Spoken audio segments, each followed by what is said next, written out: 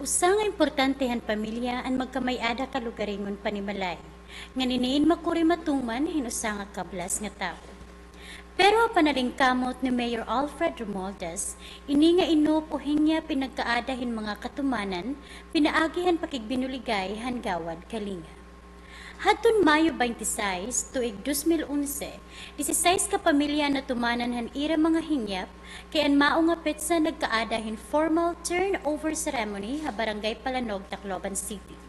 Dakon pagpasalamat ni Mr. Alejandro Canisal, Presidente han Kapitbahayan I Love Tacloban GK Village, Palanog. Salamat kami kan Mayor nga nanggawad kalinga nga hini nga era project ang pagbuli gamon nga mga sing pananapur of the forest. Salamat nyo era para haira ang mga mabulawanon nga kasing-kasing.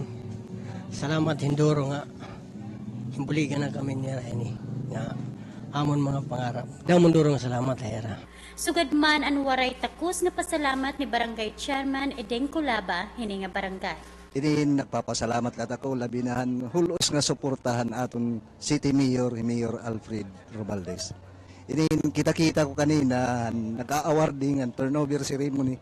Baka maglipayon ang mga katawhan kay baga natuman na nira mga panangandoy. Amay tayo na ako liwat nagpapasalamat sa ira nga ayan na di na baga pagkita ko di na makurit ira pagukoy. Baga naiban-ibanan nan ira problema. Labinahan ira mga balay. Kaya di na gin-award na era, ginhatag ng sosi, katima may pa certification niya, era na usa ka unit. Natural ang pasalamat gihapon ni Mayor Romualdez ngadtuhan nga tanan nga mga donors. Ilabi na kan Mr. Jack Uy, Presidente ng Tacloban Filipino-Chinese Chamber of Commerce Incorporated. Makikita gihapon ang mga kalipay ang mga benepisyaryo han mao nga barangay, labi na nga Mayor Romualdez mismo ang personal nga nagduhol han mga susi hini nga mga balay. Lakipan paghatag hadto mismo ang tagsa-tagsa nga Certificate of Occupancy ngan Bundle of Joy o pasaka. Kasumpay hini nga okasyon, Mayor Romualdez ang naghatag hinmahinungdanon nga mensahe ngadto 16 nga pamilya. Lakipan pag-ampo nga unta maging mahimyangan ira tagsa-tagsa nga mga pangukoy. Ngayon na-realize natin na may mga ilang units na dito. Siguro ikukwento ko lang sa iyo paano ba nag-umpisa lahat ito eh. Alam niya nag-umpisa lahat ito with a man who came to Tacloban City last year by the name of Tony Meloto. Pumunta siya sa opisina at nakipag-meeting sa akin. And pinakita niya itong programa ng Gawad Kalinga at nakikita niya na dito natin gawin sa Tacloban. Because he believes that the program will be effective here and it is a much needed program here. Nagulat din ako na sabi ko, buti naman napansin nyo kami dito sa Tacloban. Sinabi naman niya, sa daming nangyayari dito sa siyudad mo, umaabot ang balita sa Manila, many changes, and we feel that it is right now to do this in Tacloban City. Kaya kumagat ako dito sa programang ito. Kaya sa totoo lang, medyo nung nag-umpisa tayo, parang nag-aalanganin pa ako. Hindi ko sigurado, medyo ano kaya, pwede ba ito? Pero syempre, ang paniwala ko lagi na hindi natin malalaman talaga kung pwede kung hindi natin subukan eh.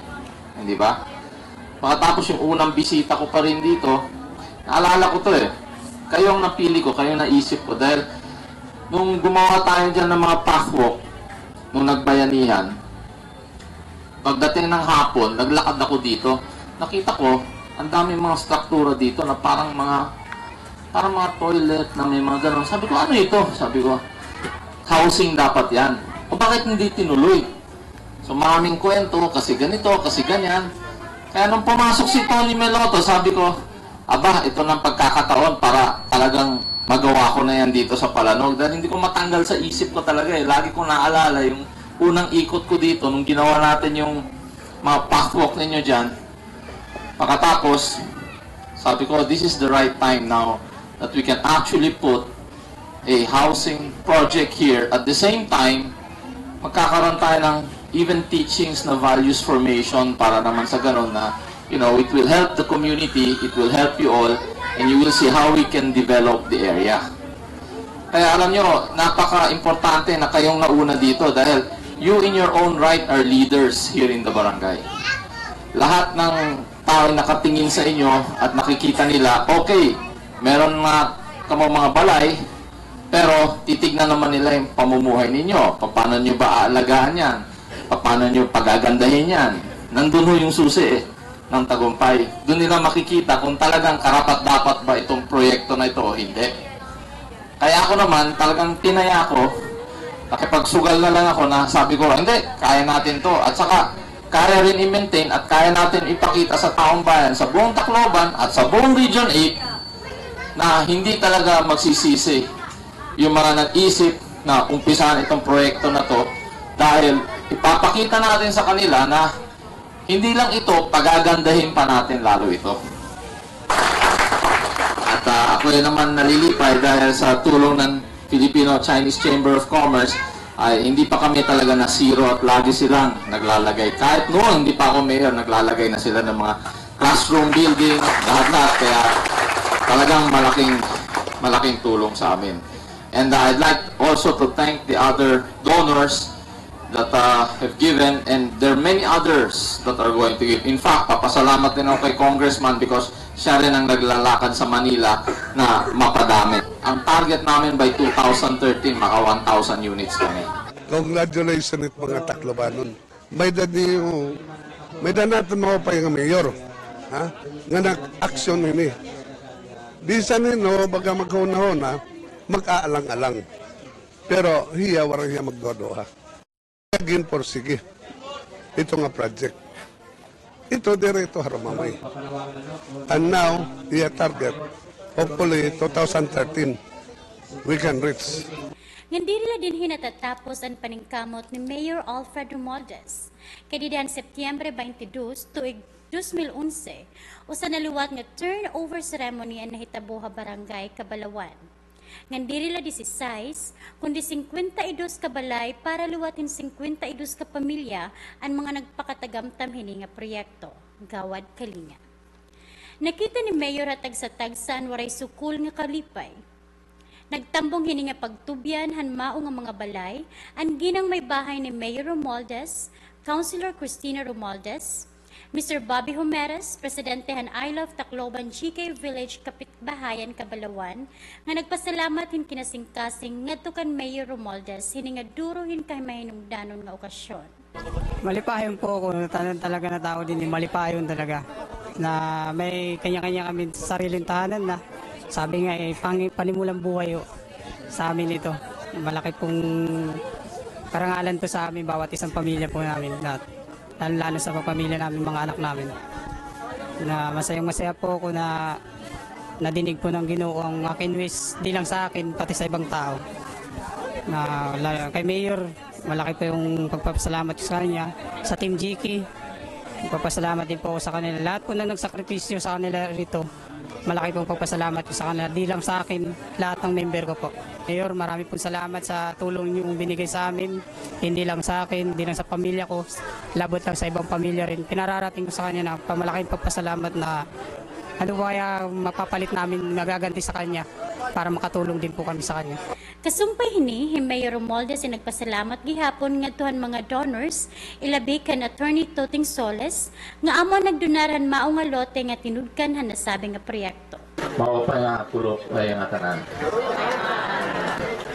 And I would like to greet our guests this afternoon.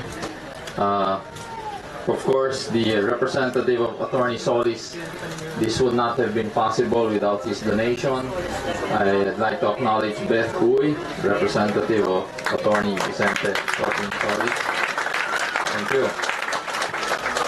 And of course, the finance manager of LEECO, Rosana Celebrado. And Sofia Sanyo, Sales Officer of Bayantel. Mr. Christopher Garcia, IMA President of Eastern Visayas. Alma Nathaniel of Rotary Club of Candaya. And course, the barangay officials and especially the barangay captains that are here this afternoon. Members of the media, welcome to this new village. Alam nyo, nasa sentimental din ako pag nakikita ko kayo. Kasi naalala ko nung binisita ko kayo sa relief center nung unang araw pa lang nung nangyari yung landslide Marami sa inyo halos lumuluha at umiiyak Ngayon na may mga bahay na kayo at may lupa, umiiyak pa rin kayo. Pero para mas masarap pakinggan yung iyak nyo ngayon kaysa yung una Kasi nung una, sa totoo lang, pati ako kinakabahan. But, you know, I realized that we were fighting many difficult challenges nung nangyari yun alam mo, nalungkot ako nung nangyari yun dahil malaking problema natin noon. Pagkatapos, ang nakakapahirap pa sa problemang yun ay yung kaba.